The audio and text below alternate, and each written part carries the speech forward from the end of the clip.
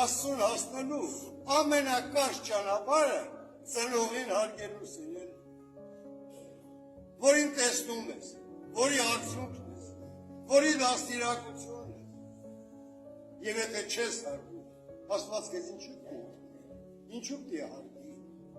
ինչու քո խնդրանքները պիտի կատարի։ Եվ այն է սիրո մեջ, որովհետև նորից եմ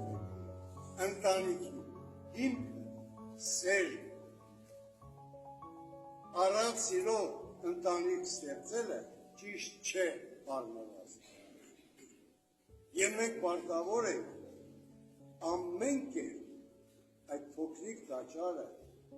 մաքուր պահել, անարատ պահել, սիրո մեջ պահել,